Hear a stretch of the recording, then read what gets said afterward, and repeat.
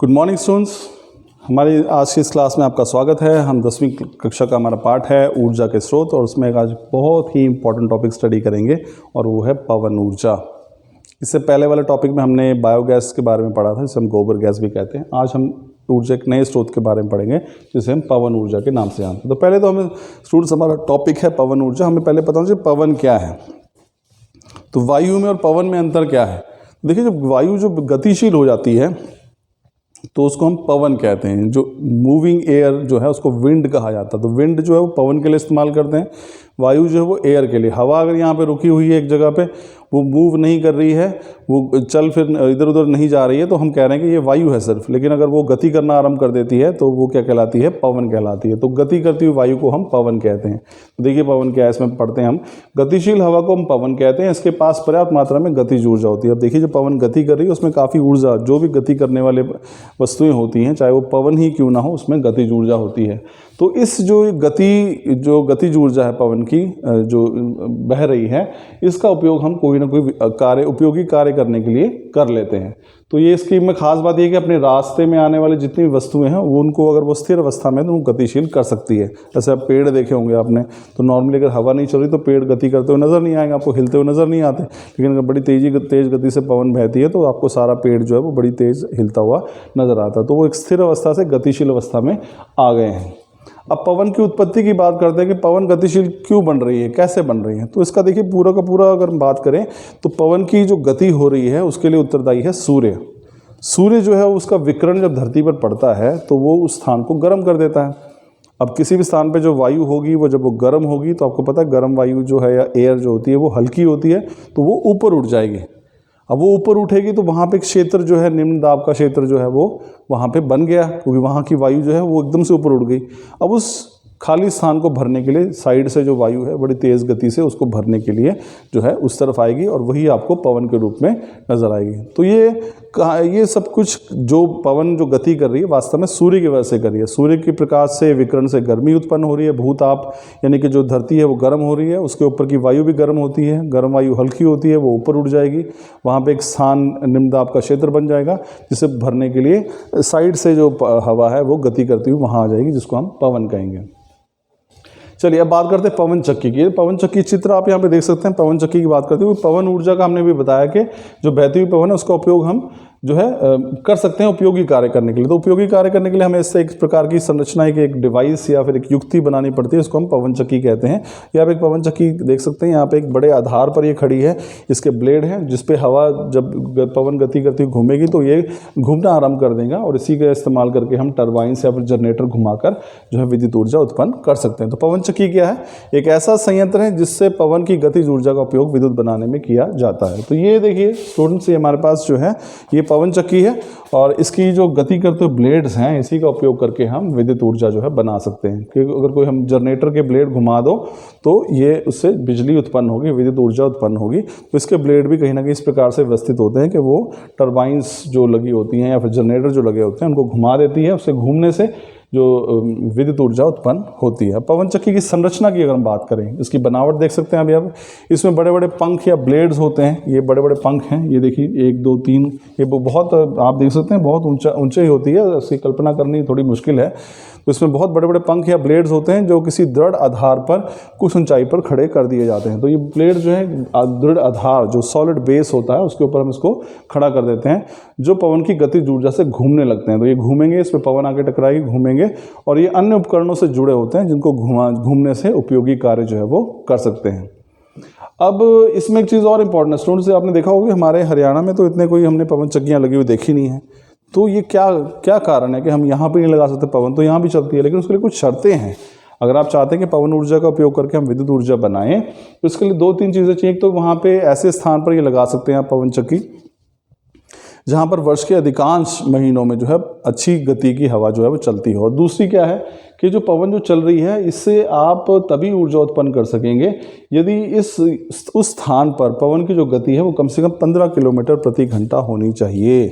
तो यदि आप चाहते हैं कि पवन चक्की का उपयोग करके विद्युत ऊर्जा बनाई जा सके किसी क्षेत्र में, तो वहाँ पे एक तो 2 कंडीशन हैं, 2 शर्तें पूरी होनी चाहिए। तो वहाँ पे वर्ष उस क्षेत्र में अगर हम सोचो हरियाणा में की बात कर रहे हैं तो एक तो वहाँ पे वर्ष के अधिकांश महीनों में तेज़ गति से हवा चलनी चाहिए और कम से कम हवा की गति जो है वो 15 किलोमीटर प्रति घंटा जो है वो होनी चाहिए। तो ध्यान रखिए, यदि पवन का वेग 15 किलोमीटर प्रति घंटा से कम होगा तो हम पवन चक्की का उपयोग करके विद्युत ऊर्जा नहीं बना सकेंगे।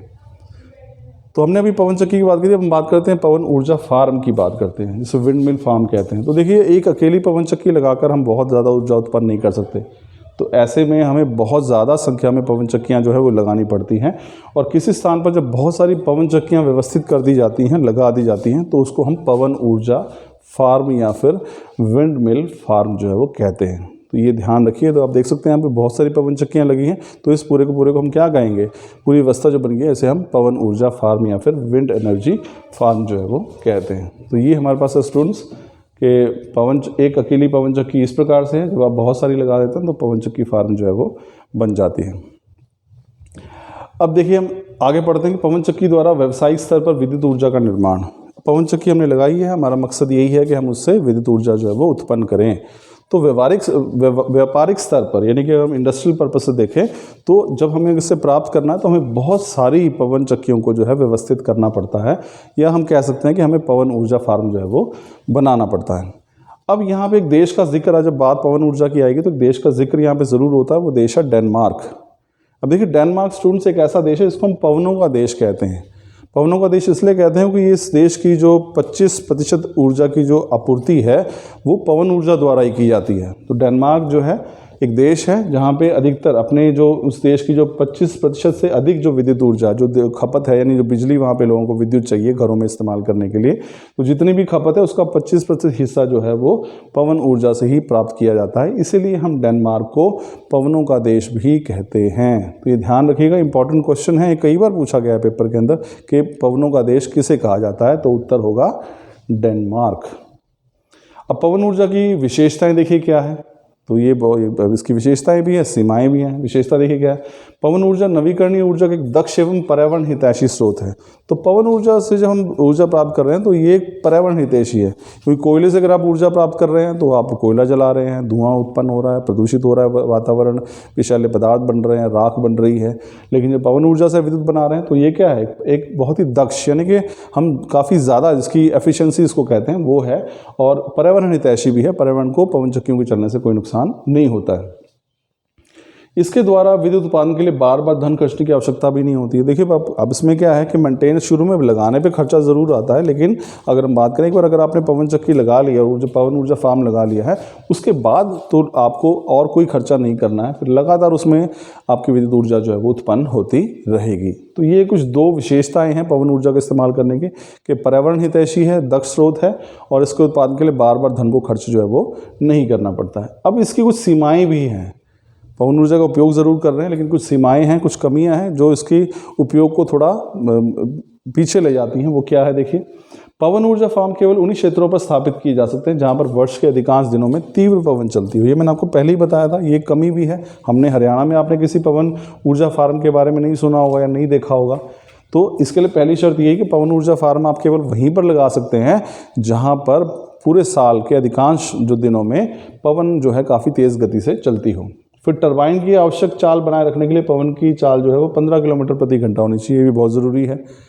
अब वो सारे साल हवा चल रही है लेकिन उसकी जो गति है, जो वेग है उस पवन का वहाँ पर उस क्षेत्र में वो 15 किलोमीटर प्रति घंटे से कम है, तब भी आप विद्युत ऊर्जा नहीं बना पाएंगे। तो उसकी अगर आप चाहते हैं कि विद्युत ऊर्जा लगातार बनती रहे पवन चक्कियों से, उस क्षेत्र में जो पवन की चाल है वो कम से कम 15 किलोमीटर प्रति घंटा तो होनी ही चाहिए। तीसरी सीमा कमी क्या है पवन ऊर्जा इस्तेमाल करने की, पवन ऊर्जा फार्म बनाने के लिए बहुत ही विशाल भूखंड की आवश्यकता पड़ती है। तो बहुत बड़ा एरिया आपको चाहिए होता है जिस पे आप पवन ऊर्जा फार्म लगाते हैं। एक पवन चक्की लगाने के लिए बहुत बड़ा क्षेत्रफल चाहिए। तो अगर आप फार्म बना रहे हैं, क्योंकि एक अकेली पवन चक्की से ज़्यादा लाभ होने वाला नहीं है, तो अगर आप पूरा फार्म बना रहे हैं तो उसके लिए बहुत बड़े भूखंड की या फिर जो है स्पेस की आवश्यकता पड़ती है। पवन ऊर्जा फार्म स्थापित करने के लिए आरंभिक लागत अत्यधिक है। आपको मैंने पहले भी बताया था कि एक और सीमा है कि अगर शुरू में आप पवन चक्की लगाना चाहते हैं तो उस पर खर्चा बहुत आता है। वो एक अलग बात है कि लगने के बाद फिर आपको ज़्यादा मेंटेनेंस की या और खर्चा करने की आवश्यकता नहीं होती, लेकिन शुरू में लगाना ही उसके लिए बहुत बड़े धन की आवश्यकता जो है वो होती है। तो ये भी कमी बना देती है इसका उपयोग जो है वो कम क्यों हम करते हैं। फिर इसके लिए उच्च स्तर के रख रखाव की आवश्यकता होती है। अब देखिए एक टेक्नोलॉजी है पवन चक्की में जो हम इस्तेमाल कर रहे हैं, अब उसके रख रखाव के लिए वैसे तो कम ही होती है मेंटेनेंस, लेकिन फिर भी उसके रख रखाव के लिए हमें काफ़ी उच्च स्तर के रख रखाव की आवश्यकता होती है। बहुत ध्यान रखना पड़ेगा, ऐसा नहीं कि आप उसको कि आप लगा दी तो फिर आप उसे भूल ही जाइए। तो अगर उसके बीच में कहीं उसको कुछ देखना पड़ेगा तो उच्च रख रखाव भी, उसका जो मेंटेनेंस है वो भी उच्च स्तर का ही है। तो ये कुछ सीमाएं हैं पवन ऊर्जा की कि पवन फार्म ऊर्जा फार्म केवल वहाँ लगाए जा सकते हैं जहाँ पर अधिकांश वर्ष जो है तेज़ गति से पवन चलती हो। पवन का वेग वहाँ पे कम से कम 15 किलोमीटर प्रति घंटा होना चाहिए। पवन ऊर्जा फार्म बनाने के लिए बहुत बड़े भूखंड की आवश्यकता पड़ती है। पवन ऊर्जा फार्म स्थापित करने के लिए धन बहुत चाहिए होता है और इसके रखरखाव के लिए उच्च स्तरीय जो है रखरखाव की आवश्यकता पड़ती है। तो ये सारी सीमाएँ हैं। अब बात करते हैं, हम भारत की बात करते हैं। हमने डेनमार्क की बात तो करी, तो हम बात करते हैं भारत में कुछ ऐसे क्षेत्रों की जहाँ पे हम सोच सकते हैं या जहाँ पे पवन ऊर्जा फार्म जो है वो विकसित किए जा रहे हैं। तो वो 2 शर्तें पूरी कर रहे हैं। विशाल भूखंड वहाँ पे उपलब्ध है, वहाँ पे पवन जो है वो तेज़ गति से चलती है अधिकांश वर्ष में, और उसकी गति जो है 15 किलोमीटर प्रति घंटा से ज़्यादा ही रहती है। तो ये कौन सी क्षेत्र हैं भारत के अंदर जहाँ पे पवन ऊर्जा फार्म लगाए गए हैं या लगाए जा सकते हैं? वो है गुजरात, फिर पश्चिमी मध्य प्रदेश, दक्षिणी तमिलनाडु, बंगाल की खाड़ी, कर्नाटक के कुछ भाग और राजस्थान के कुछ भाग। तो गुजरात, तमिलनाडु, बंगाल की खाड़ी, पश्चिम मध्य प्रदेश, राजस्थान के कुछ भाग और कर्नाटक के कुछ भाग जो हैं, ये वो स्थान हैं भारत में जहाँ पर हम पवन ऊर्जा फार्म जो है विकसित या तो हमने कर लिए हैं या फिर वहाँ पे किए जा सकते हैं। तो स्टूडेंट्स, ये था हमारा टॉपिक पवन ऊर्जा, उसके उपयोग, उसकी सीमाएँ और भारत में कहाँ कहाँ वो जो है लगाए जा सकते हैं। Thank you.